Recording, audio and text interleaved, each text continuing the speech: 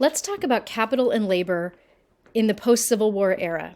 American Yawp Chapter 6. I've taught this class for a number of years, and I hadn't made a video for Chapter 16, but now I'm going back to fix that because I think this chapter is really foundational to understanding the post-Civil War era, as well as understanding the world that we ourselves live in.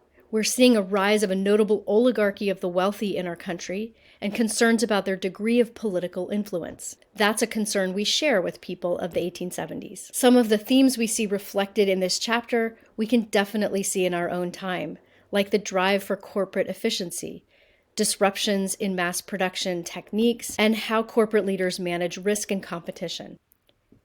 As you read this chapter, notice the conditions of labor and the tools of collective action for workers as disparate as farmers, sharecroppers, and factory workers.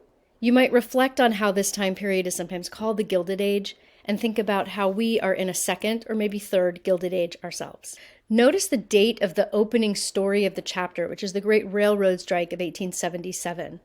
If you've just read chapter 15 on Reconstruction, then you might recognize that 1877 is a significant year, and that will help you to connect the story of Reconstruction to the story of the changing political and economic landscape of the 1870s and 1880s. This chapter makes a lot more sense if we define some of the terms that appear throughout it, terms that aren't necessarily defined within the chapter, but that are worth us defining clearly so that the rest to help the chapter make sense. Let's start with the really basic terms, capital and capitalism. Capitalism is the economic system of the United States. And in that system, it is private individuals rather than the government that owns and controls the resources that are used to produce the goods and services in our economy. And people who invest money in a company in exchange for potential profits are known as capital. So capital is the money and other resources that are available to invest in business. In this chapter, it also means that wealth itself that's held by powerful and politically connected people or companies. And it's also used throughout the chapter as a synonym for the business owners themselves. Corporate leaders are capitalists, and the goal of capital is to maximize profits. Labor is the human effort needed for production. Throughout the chapter, the word is also used to mean the people themselves who are the workers and producers in capitalist industry. And the goal of labor is to maximize their wages and prioritize their own well-being. You'll notice that capital and labor have mutually antagonistic goals. Now, sometimes the incentives can be aligned so that capital and labor are working together, but most of this chapter is about the ways in which capital and labor are inherently in conflict. A corporation is a person or a group of people that agree to become a company. That company then has a single legal identity that can make contracts, own assets, conduct business in a number of ways that are listed here. And the goal of corporations is to make money or profit for their owners. After the Civil War, new state laws provided a legal mechanism that allowed corporations to marshal capital while limiting the liability of their shareholders, such as a limited liability corporation. The chapter refers to trusts. In this setting, a trust is a legal relationship in which one party gives another the right to hold assets on its behalf.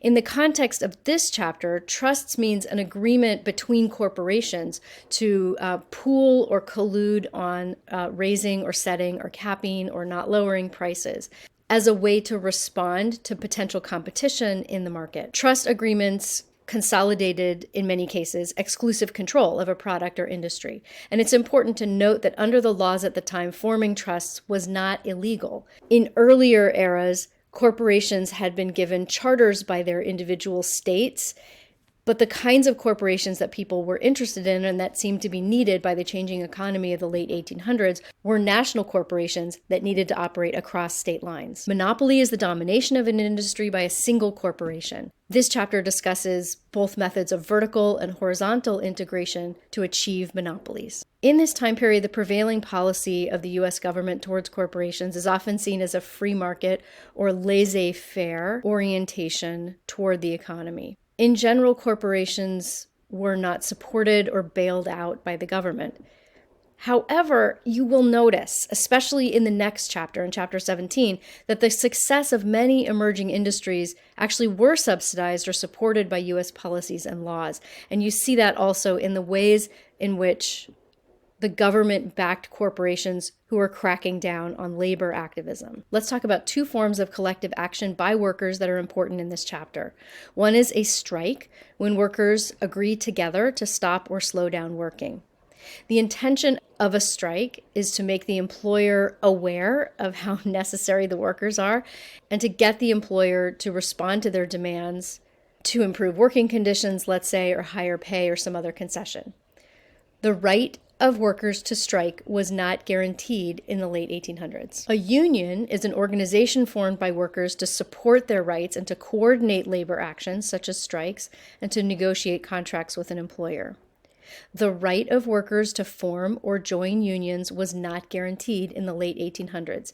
Ironically, it was seen as an illegal form of monopoly that threatened business owners' property and profits. And businesses could dismiss workers or fire them for joining or starting unions. This is a partial list of some of the important industries in the late 1800s, industries that appear in this chapter, some of which continue into our own time and some of which have counterparts in our modern economy. As seen by the popularity of a recent cable drama, The Gilded Age receives a lot of continued attention. In American pop culture of our own time, we have a continuing fascination with the lives of the wealthy and their power and political influence. But consider why that fascination might be, and just consider whose stories might be emphasized or erased by that much focus on the rich and famous. The story of capital and labor is one that is foundational to this course and to our own time.